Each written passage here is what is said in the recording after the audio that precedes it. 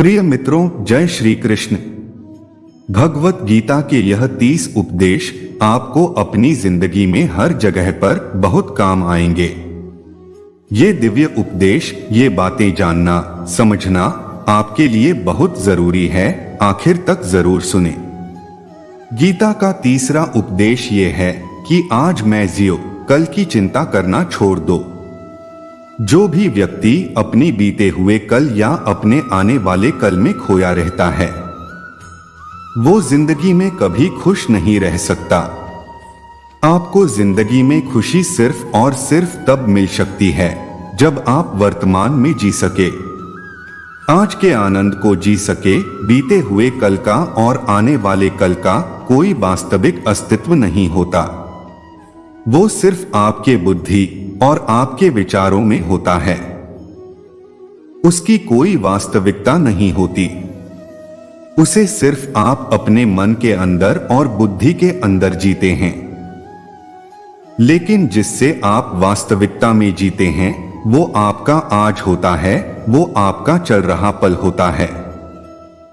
अगर आप अपने मन और बुद्धि को अपने भूतकाल और भविष्यकाल में अटका के रखेंगे तो याद रखना, आप कभी खुश नहीं रह पाएंगे। और अगर जिंदगी में खुश रहना चाहते हैं तो आज मैं और इसी पल में जीना सीखें। गीता का चौथा उपदेश यह है कि जो आपके साथ अधर्म करें, पाप करें, उसे दंड जरूर देना चाहिए। अगर आप उसे सहते हैं तो वो आपके साथ और गलत करता है। अगर आप उसे सहते हैं तो उसके पाप में आप भी भागीदार हो जाएंगे। अर्जुन कहने लगा कि जी से मैं युद्ध करने जा रहा हूं। ये सब मेरे भाई हैं, मेरे गुरुजन हैं। मैं इनके सामने कैसे हथियार उठाऊं, इनको कैसे मारूं? तो भगवान श्री कृष्ण ने अर्जुन से कहा कि जिन्हें तुम अपना मानता है वह सब अधर्मी है, वो पाप के पक्ष में खड़े हैं। और अगर तुम इनका वध नहीं करेगा, युद्ध नहीं करेगा, तो समाज में और भी पाप बढ़ेगा। क्योंकि जब कोई ऐसे पपियों को नहीं रोकता है तो यह और भी ज्यादा पाप करते हैं।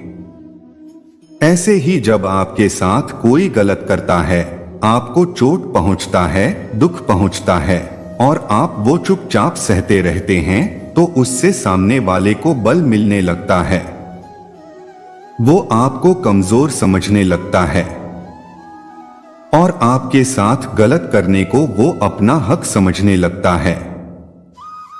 लेकिन जब आप उसके गलत व्यवहार को, उसके अधर्म को रोक लेते हैं, उसका विरोध करते हैं, तब वो अपनी सीमा में रहना सीख जाता है। यह कलियुग है। अगर इस जमाने में आपको खुश रहना है तो आपको अपनी रक्षा खुद ही करनी होगी। कोई आपके साथ गलत करें तो उसको कभी नहीं सहना चाहिए, बल्कि उसका सामना करना चाहिए। गीता का पांचवा उपदेश यह है कि किसी से भी हद से ज्यादा मोह कभी मत करना। जिसमें भी आप सबसे ज्यादा मोह लगाओगे, देखना वो आपको जरूर रुलाएगा। मोह के वजह से ही आप किसी के पीछे मरते रहते हैं। मोह के वजह से ही आपको कई बार अपना अपमान भी सहन पड़ता है। और कई लोगों को मोह की वजह से ही अपना अपमान दिखता तक भी नहीं है कि सामने वाला मेरी इज्जत तक नहीं कर रहा और मैं उसके पीछे मर रहा हूं।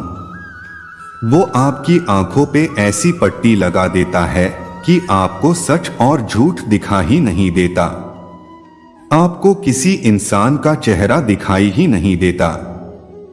आप जो देखते हैं, जो सुनते हैं, इस पर यकीन कर लेते हैं, फिर चाहे आपको कितना ही दर्द मिल रहा हो। अगर आप किसी इंसान को ठीक से समझना चाहते हैं, इसी की सच्चाई जानना चाहते हैं, तो उसके लिए यह बहुत जरूरी है कि आप उसके मोह से जल्दी बाहर आ जाएं। वास्तव में रिश्ते दुख नहीं देते, आपका मोह आपको दुख देता है।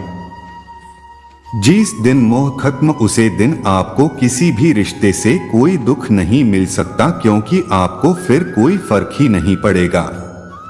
गीता का छठा उपदेश ये है कि आप वो मत करो जो सब करते हैं, बल्कि वो करो जो आपके लिए सही है। स्वधर्मे निधन श्रेयः परधर्मो भयावह, यानी भयानक फल देने वाला पराया धर्म में जीने से निजी धर्म में रहकर ही मरना बेहतर है। श्री कृष्ण ने अर्जुन से कहा कि जो तेरा कर्तव्य है, जो तेरे लिए सही है, जो तुझे करना चाहिए वो कर। तू कभी भी वो काम मत कर जो दुनिया कर रही है। क्योंकि अर्जुन श्री कृष्ण से कहने लगा कि ऐसे भयंकर युद्ध में पड़ने से अच्छा है कि मैं सन्यासी बन जाऊं। तो श्री कृष्ण ने अर्जुन से कहा कि सन्यासी बनना तेरा कर्म नहीं है, तेरा धर्म नहीं है। तुम क्षत्रिय है, तेरा कर्म और तेरा धर्म यही है कि तू अधर्म का नाश करें, धर्म की रक्षा करें। ऐसे ही हर इंसान का एक अलग कर्तव्य होता है, एक अलग ही मार्ग होता है। तो कभी मत जाना जहां सारी भीड़ जा रही हो। कभी भी वो काम मत करो जो दुनिया करती है। अगर आप वो करोगे जो भीड़ कर रही है, तो आप भी इस भीड़ में कहीं खो जाओगे। अगर आप वो करोगे जो आपके लिए सही है, जो आपकी प्रतिभा है, तो दुनिया की सारी भीड़ में भी आप सबसे अलग नजर आओगे। दोस्तों, इस वीडियो में बस इतना ही। मैं आशा करता हूं कि आपने इससे जरूर कुछ सीखा होगा। मेरे वीडियो देखते रहें। फिर मिलेंगे एक नए वीडियो के साथ, तब तक अपना ख्याल रखें। आपका दिन शुभ हो। जय श्री कृष्ण। राधे राधे।